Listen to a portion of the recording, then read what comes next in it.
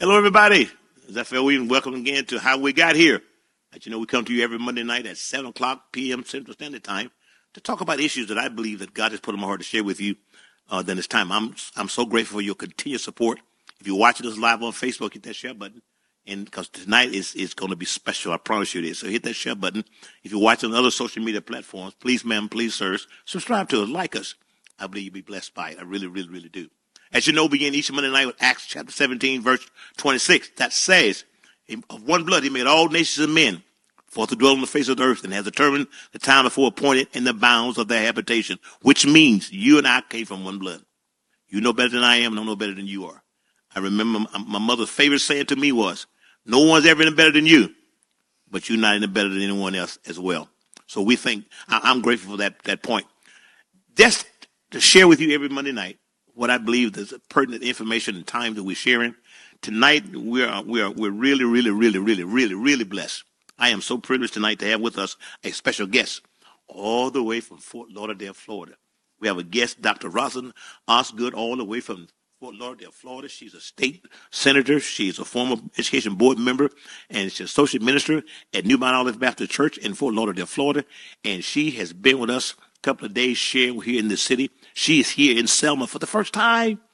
Tabernacle of Praise, and also here tonight with me on How We Got Here. Dr. Osgood, welcome to the program tonight. Thank you, Bishop. It is a delight and joy to be with you and the wonderful people in Selma. It's been a great journey, a great experience. Thank you so much. You blessed us last night with a message, and so I'm grateful for you tonight. I'm so glad when Ms. Tarver told me you were coming, and I had heard your clips, and she raved about your speaking, and she was telling the truth. And I said, you know what, we can get her on because I want to talk about this whole program is titled How We Got Here. How did we get to this point? And I'm speaking this specifically for the African American community. We have done so much with so little. That's nothing we can't do. But now we see a falling away from the roots that was birthed into us. Dr. Osgood, in your professional opinion, you're spiritual, you're educated, you've been in politics. How did we get to this point as a people right now? Bishop, I'm going to be extremely biased because I feel one of my personal calls in life is to take every opportunity I can to give voice to those that are oftentimes marginalized. So I'm going to be very sexist in my approach to answering your question. Okay. We're at a place now, if we recall what happened to our ancestors when they were the victims of the first major experience of human trafficking, being brought here in the Middle Passages, specifically how they separated the black men and the black women. They berated and raped the black women, and a lot of them was thrown off in various places around the world and ended up pregnant. And then they endured the hardship of having those children oftentimes separated and sold off. I don't know if you recall the movie 12 Years a Slave. I do indeed. And we went through that movie with the main character. He went into slavery, although he was free. But there was a woman by the name of Patsy, I remember, a black slave woman who worked harder than anyone, who was challenged to meet everybody's sexual needs, who was hated by the master's wife and even physically attacked. And it was obvious that she was dealing with some various problems from all that she was dealing with as a black woman. At the end of the movie, nothing changed for her. So we got here on the backs of black women who were beat, raised, raped, oftentimes used during this whole gynecological science development by John Sims. It was black women's bodies who was experimented with without anesthesia to create these different options that we have now in the medical field, but you never hear these women names mentioned. So God creates a black woman and open up her womb to give birth to boys and girls to come to this earth.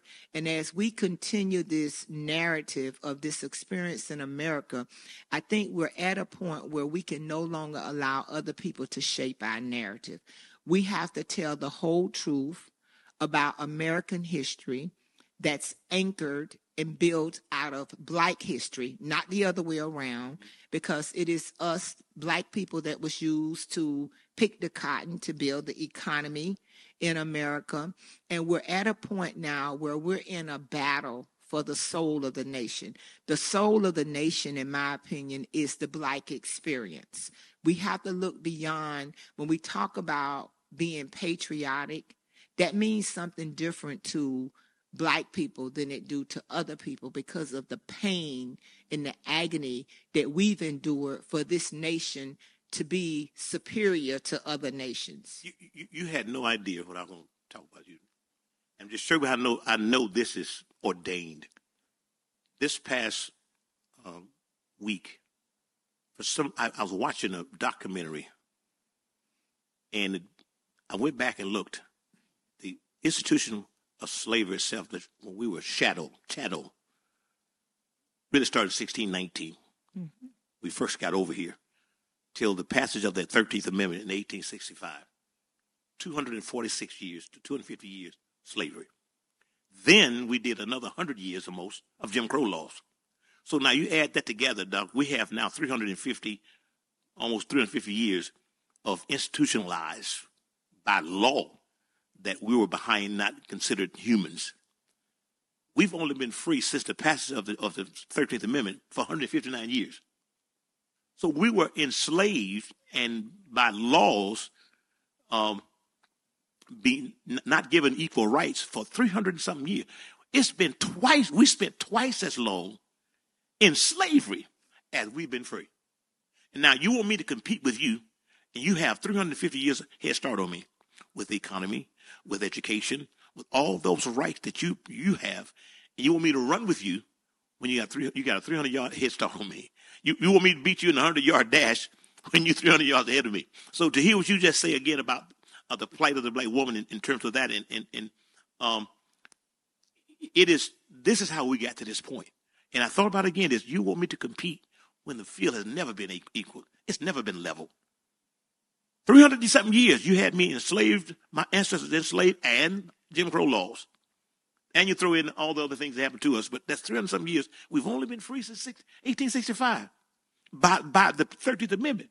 That's 159 years versus 350-something years you had us enslaved. I'm sorry, that's to hear you say that, it just came out to me. I'm sorry. Go ahead and bless us again. You know what, Bishop, listen at you, and, I'm a policymaker, and it's interesting you talk about the 13th Amendment, and I no pun intended, but I'm a little younger than you. So I don't think we're free yet at all. And I don't think we're free because we're not making the laws. The laws still enslave us. When you look at the 13th Amendment, there is a distinctive clause in that amendment that says we abolish slavery except when you identified as a criminal. When we hear criminal, we oftentimes think that it's someone who goes in and shoots up a bunch of people, or somebody that does something real drastic. Mm-hmm. But when you look at the laws, a 7-year-old child that show up at school with a gun for show and tell will be arrested and characterized as a criminal. When you look at the wave that we've been in since the civil rights movement, more and more things have been put into law to criminalize us. Mm-hmm. Let me just roll it out real quick, because something that's really personal to me. Okay. So I'm in recovery for 34 years, almost 35 years, battled with substance and alcohol abuse. Substance use disorder is a disease that impacts your brain and your behavior, that gives you this compulsive need to use illegal or legal drugs uncontrollably. Okay, it's a disease. Mm-hmm. So we go through this wave of law and policy. Give me 2 minutes to explain. Sure. Nixon comes in. He makes substance abuse public enemy number one. He sets policy to criminalize the end user, but also makes money available for treatment. Reagan comes in, even with his wife Nancy, to say no to drugs, right, takes away the money for treatment and put in more harsh and stricter laws for the end user, who has a disease that impacts the brain and behavior. Clinton, this is a very bipartisan issue, so Sure. I'm just telling the truth. Before Clinton, we have Clinton come in, his war on drugs. It's more money. All this money is spilled for more prisons to incarcerate people. We go through the Bush era. Bush takes it to a level where he comes on his first address with this baggie of crack cocaine and say that it is unsafe, that it was bought right outside the White House. But what he did not say is they set up an 18-year-old kid to sell the dope to an undercover cop outside the White House to create this narrative for political gain. It plays out with Clinton's 3 strikes, you're out, where if you have 2 offenses, you get a 3rd when you get life in jail for a disease that impacts your behavior and your brain. They go through all of these different laws, and you have crazy laws like a person could be caught with 5 milligrams of crack in some states, and they would get 5 years, or 500 milligrams of cocaine. The end users are very different. Crack is a poor Black community drug. Cocaine is a rich drug. Now roll to where we are now. We have the opioid and epidemic coming forth that's impacting more white people. So we see us, in a sense, moving to more medical treatment. But what we never talk about through that whole dichotomy, we know that Nixon hated 2 things, hippies and Black people. So he attached the hippies to marijuana, the Black people to heroin. He criminalized it, got us all to jump on the bandwagon. George Bush got us to hate crack addicts. But here is the changer that nobody talks about. When President Obama was in office, if you go look at the policies that they were bringing forth through the Affordable Health Care Act, they were treating substance use disorder as a health issue for the first time in the policy history of the government, saying when we look at our disparities in prison, 80% of the people that are in prison right now is there because of a substance use disorder, which in some instances mean they have a mental health issue of depression, anxiety, schizophrenia. They kind of go hand in hand. I can argue we all battle with depression, but they started characterizing these things as a way of treating them instead of criminalizing them. And then you get all of this pushback, because if you continue to criminalize it, it sets an open door for private industries to make money. So if we want to get serious and be free, those disparities that are clear in data that disproportionately impact our people, as policymakers, we solve problems. So if data is telling me that 80% of the Black community, 90% of the Hispanic community, or 90% of the white community is being impacted, it means I need to do something different. So the laws of the land still hold us hostage. That's why police officers can kill us in the street and they go to court and they're found not guilty. Why? Because the judge has to follow the law. The judge's hands is tied. As a state legislator, we make all of the laws and everybody else has to follow the laws that we make. So when you get into these legislators that have these super majorities in this one side thinking, where they see people like Black people, homeless people, drug addicts differently so they can make policies to hurt them instead of helping them, we are not free. We have to continue to lift our voices and understand the process and policy and run for office. And run for, you said something. So drug addictions is a disease. So it's the only disease that's criminalized. It's one of the diseases. Now we also live in a time where you have mental health issues. It's criminalized too. Yeah, it's true. You know, because this is, well, homeless people, most of them have mental health issues. Yeah. So we're going to lock them up? No. It's just depending on who the disease is outwardly manifesting itself in as to how whether we treat it or criminalize You it. mentioned, and you're a policymaker. I did one of these programs a few weeks ago on the 10 poorest states in the union, and 8 of those 10 states have supermajorities by one party. In the South, one, I mean, it's in and of those 2 that is not. I mean, 8 of those 10 states have the governorship, the House and the Senate in the states. And I keep telling people, federal government don't set you a policy for property taxes. Federal government don't set you a policy for education, where you doing your money. That's state. So when we look at how we got to this point for our people, and you mentioned earlier, and so eloquently to talk about the policy that's been made, the state set the legislators set the laws or developed the laws. When we have never, and you're right again, when we've never had an equal playing field, it's no wonder. You look at the landscape today, and we'll talk about that in a few moments, where we are now in this hotly contested political season we in. In a few days, we got to elect the next president of our country, which is the most important one in my 70 years of being on this earth. It really is. And we think about it, what do you see that has changed between the church itself and what we can do to impact now, not tomorrow, now? What do you see, and both as a legislator and as a minister of the gospel, how can we impact to make sure that we don't miss what's happening around us?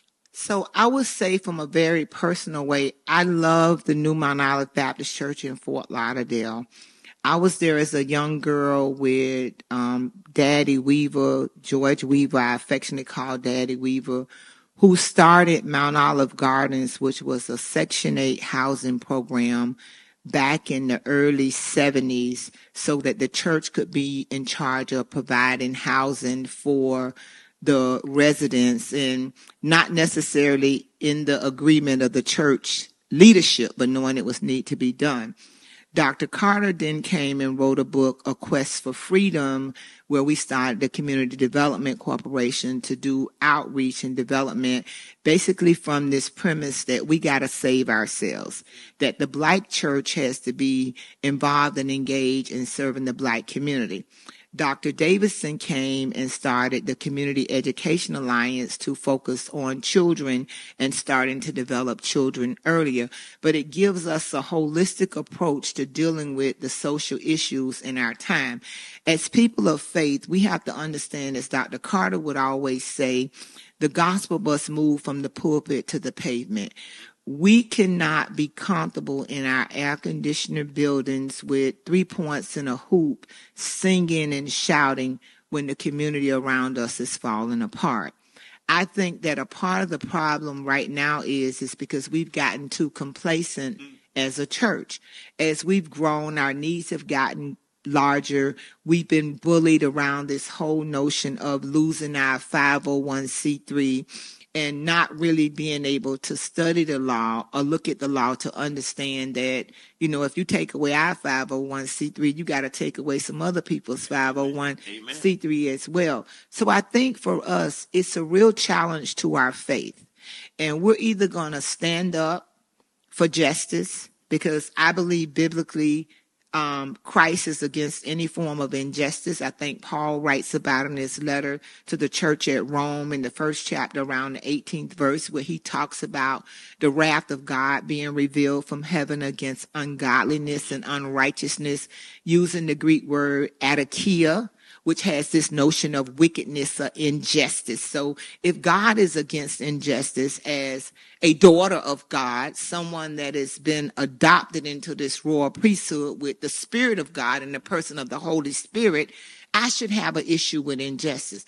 And I think that when you talked about the 8 poorest states, probably in the South, we have to understand, whether we're Black, white, or whatever, that it's the sum of us all. Right. So if I have poor people in my community, it impacts me because I'm paying more for that on the other end. I'm from the great state of Florida.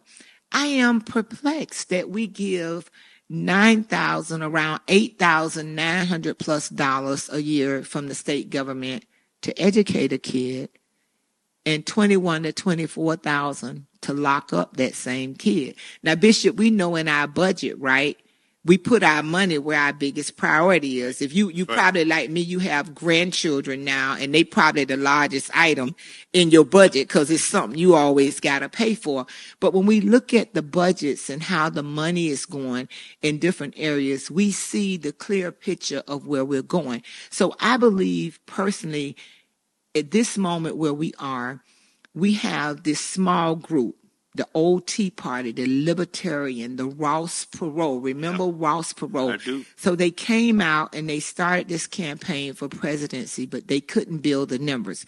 If you trace the dynamics, because they couldn't build the numbers, they infiltrated the Republican Party and took out all the moderate Republicans. There was a time Democrats and Republicans could get to the table and compromise. Mm-hmm. So they took out all the moderate Republicans to dominate the Republican Party. So you have this elite group of rich white men that make up 1% of the population that are free. And they're free because they get big tax breaks and they control the government through whoever their political person is. And right now that's Donald Trump. But then they want to use the government to control all the rest of us. Just think about it for a minute. Get on the balcony with me for a minute. You know, on the balcony, you see a broader view. Yeah. Us, those of us that make under $400,000 a year, we are the majority. It is our voice with votes that control what the elite does right now. That's what they want to change. So that's why you get something like Project 2025 that use the unitary executive theory to give their mouthpiece, the president, all of the power like a dictatorship, sole authority, down to the extent of police immunity. It goes right back to this war on black people of certain groups. One is some wonderful, amazing police officers, but nobody should have immunity. If anybody breaks the law, they should be held accountable, even if they run it for president. I'm going to just be personal. During my addiction state, I was arrested several times. I have felony convictions. I had to be arrested. I had to go to jail. I had to be on probation. I had to do house arrest. I'm going to have a real problem if Donald Trump is convicted of 34 felonies and he don't do no time, no probation, or no house arrest, because that means the rules are different because I'm black and he's white. And it just shouldn't be. Whatever the rules are, we all should have to follow the rules. If there's going to be immunity for one group, there got to be immunity for others. And that's where we continue to see, as E.B. Du Bois told us, the double consciousness of the double standards that we live in America. And you said something again. It's no one should be above the law. But then Supreme Court said that quote unquote whatever the president does within his administrative duties as a president, he's immune from prosecution, which means he can say and do anything, whoever the president is, if that's the case. How do you think, Dr. Osgood, knowing what someone's already done, and then to compound it as if it's getting even more extreme, how do we accept that? Just rational thinking people. What do you think goes into the thinking of people? Just from your own personal opinion, what goes into this thinking that can allow us to move that narrative along? And we know it's false. So I think we have to be honest. It's a theological quandary. It really puts your faith in a balance. Life is not black and white. I agree. It's a lot of gray areas. As Christians, we battle and we fight every day with good and evil. The times that we're in now, it puts all of our faith on blast. How do I, as a legislator, read policy after policy that makes life harder and more disruptive and cause more disdain to people that look like me? And I don't hate the people that's making the policy, because my relationship with God says I can't hate them. I have to believe that God, the same grace and mercy that God gave me, that grace and mercy is there for them. But then when I start getting deep and going back to my seminary training, I say, well, maybe they're not a part of God's plan of sovereign election, So that allowed me to have an attitude with them. But then I don't know, because God don't reveal. We just know it's a remnant, right? Yeah. We don't know who exactly it is. So I think it puts us to the place where we actualize our faith, where I've personally tried to be more diligent in praying for wisdom. Because even what's going on in the earth realm, I don't want it to push me where I'm misrepresenting God. That my flesh is strong. Sometimes, Bishop, I feel them juicy 4-letter words. I come from the streets. I love Notorious B.I.G. and all that kind of stuff. I could say some stuff. So I found myself doing the Jesus count, Jesus 1, Jesus 2, Jesus 3, where the Lord kind of recalibrate my tongue. So I say something holy instead of something, some cuss words. And I know here is how we got here. It allows me to address without being pulpit. You know what I'm talking about. It is looking at what's happened to us as a people. And again, I do this every Monday night, talk to us. What moved us from that point to this point? And I use analysis of a cell phone. What is it, iPhone 16 now, whatever it is? I think it's out now. No matter what version of iPhone you have or Droid you have, if you don't have a signal from the tower, it won't work. New phone, new service, but no signal from the tower. Our signals are getting messed up here. Dr. Osgood, and we're it's affecting our children. And again, with me being one of 15 children, I had 9 brothers, 10 boys, 5 girls in my family. From raised up in church all my life. When you hear folks say all your life, no, all my life, my mother made us go to church. And so I never forget when I went off to college, I said, man, I'm through. I ain't going to church no more. I couldn't do it because it's in me. I had to go to church.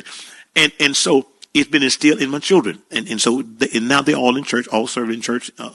Thank God for that. But talk about our faith.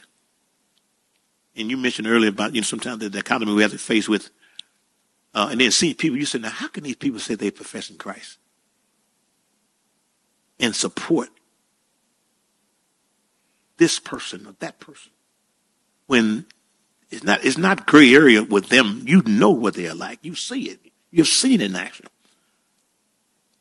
Talk about it for a moment. How do we use our faith, or how does faith play a role in how we support something that the antithesis of what we should not do as believers?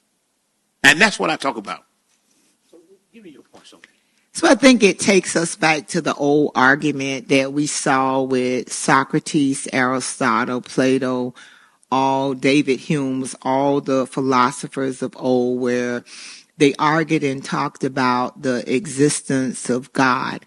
And I kind of came to the resolve, just, Osgood Theology 101 for whatever it's worth, that Aristotle, Socrates, and Plato probably all died and went to hell because they could never come to the conclusion that Jesus was 100% God and 100% man. And we live in a time where theology and the study of God and who God is, it's relative. It's relative to who's purporting it. It is the same kind of notion that was used by white Christian nationalists to enslave us. So when people talk about God, we have to ask ourselves, is it the God of the Bible? It's just like you get the question sometimes is, why do you need to have a black church? Well, in the black church, we are proponents of liberation theology. We believe that Jesus came to liberate us, to set us free from our sins, and that liberation should show up in public policy in every area of our lives. So our view, our theology, and what we think about God can be somewhat different. When I'm talking to my white brothers and sisters that profess Christ, I always have the conversation because I watch their church services. I see them do altar call for alcoholism, for divorce, for homosexuality, but never for racism. You know, not saying that they're racist, but if racism is a sin, and it is, then why are we not calling altar call for racism? So I think we have, first of all, this varied perspective of God. When I say God and you say God and somebody else say God, it's not all the same. God is not the God of the Bible, because the God of the Bible and the canon that's shaped around it, and then, you know, it has a certain guideline that we all struggle to follow. You know, that's the first thing. So when you live in a diverse world with many religious options, and people have the freedom to choose what they choose, the word God is not a term that's a synonymous term where it means the same thing to all of us. I like that. I really do, because as I read about our history all the time because it interests me. That's why I was up again this other day looking at, if you want me to compete with you, at least give us an equal starting point. You may be faster, you may be smarter or wiser or stronger, but at least let us start at the same starting point. We've never. It's just like the whole thing with the mega movement. Let's make America great again. And I go back, I've been saying this for years. We need to come back together. And I said, when were we ever together? When were we? Yeah, when was America ever great for black people? Exactly, and that's my point. It is perspective, and you know, see, as you know, your perspective is your reality. It may not be the truth, but that's your reality. And so you're not seeing me from my point of views. And I say this all the time. Whatever your eyes are, it's going to color your perspective of other people. Whatever you see me as, it's because of what's inside of you. You can only see me from what you have inside of you. If it's not there, you won't see it. But you can only see that what you have. When we talk about how we got here as a family, as a family unit, before I pivot to talk politics, I want to give you time for a moment to address the families, especially African American families, as it relates to now, not what has happened to us in the past, where you and I sit today, going forward. How do we change the narrative to move us to where we know we can go to? I said earlier again, if you look at where we've come from what we had to deal with, what our parents had to go through, what their parents had to go through, and we still survived, that's nothing we can't do. But speak to that just from where we are now, and how do we get our families to move in a unified effort to become what we could be? So I think we have to start with acknowledging the reality of the family and what did happen to us through slavery, what has happened to us through mass incarceration, and living in this system where the laws and rules have criminalized our black men, and now to some degree criminalizing black women, where you literally have 1 in 9 children in schools that have a parent in jail. That's a real reality. Get those stats again. I think it's 1 in 9 black children in America have a parent in jail. Nobody talks about how around 2010, more women were arrested than white men. That's a key statistic. Most of the time, black men and white men are arrested at an alarming rate higher than women. Right. But around 2010, that trend changed. So when you continue to see the breakdown of the family structure, I believe, and this is just my own belief, that through the eras and the ways of slavery, that some still won't admit that it was wrong. If you live in Florida, people show up and say crazy stuff like we benefited from slavery. Amen. But it subconsciously and I'm going back to my women's perspective, I believe that slavery subconsciously still shows up in the thinking of black women today, because through slavery, this whole notion of really not being able to trust the black man to protect us and think for us. The black man was put in a very vicarious position during slavery, where he was broken, he was emasculated. Yeah. Oftentimes he had to sit passively in order to save his own life while watching his wife, his daughter be raped and beat. And it came across to the wife and daughter that he wouldn't protect them or save them. They didn't understand, or we never talk about it from his perspective. We never talk about the black men that were actually raped and molested during slavery. So we to this point now where, as black women, we raise our children in reverse order. What I mean by that, I have a daughter and 2 sons.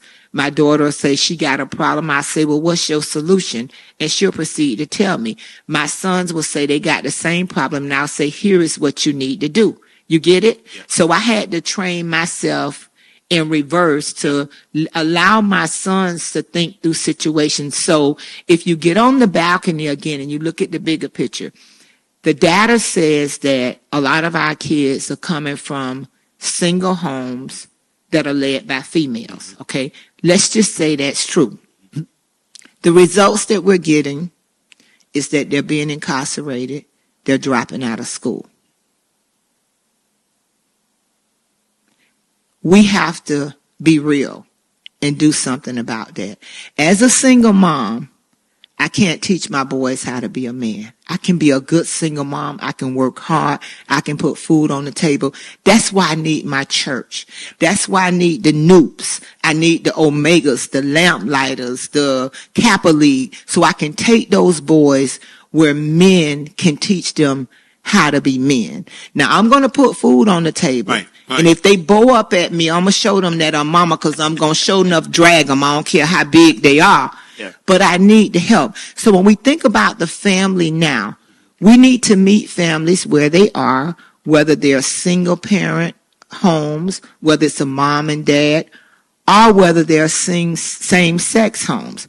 It's the reality of the times we live in. Not saying we are endorsing anything, but because we care about children and the family structure. I love my church. My church was there for me through all of my ups and downs, through divorces, through addiction. It was the deacons, the deaconesses, the people in the church that loved me and my kids, brought food when I battled with cancer. We had a unit of community. We need to go back to the time, simply put, Bishop, where I remember I was raised by grandparents. So Miss Walters was on one side, her and her family, and the Rose, who were Bahamian, were on the other side. So I didn't realize how ingenious they were. Miss Walters was the only one that was educated. She was a proud Zeta. My grandmother had like a 7th grade education, my granddaddy a 3rd grade, and I don't know what was the education level of the Roses, but they were Bahamian, so they had the good Bahamian food a lot. But there were times when I would have to go on one side to get some bread. We might have had the sardines, and go on the other side and get this. But by the time we was finished and Grandma made it, I was taking some food back to Miss Walters and Mr. Rose. We all ate. We might have had the peanut butter. Yeah. Somebody else had the jelly. Somebody else had the bread. But at the end of the day, all 3 of the houses was taken care of, because we lived in true community. You and your family could be having a fish fry on the end of the corner. Right. I might not have fish. I show up with the loaf of bread. The other people down the street bring the mustard. Somebody bring the hot sauce. Now we all having a fish fry. We've moved away from community.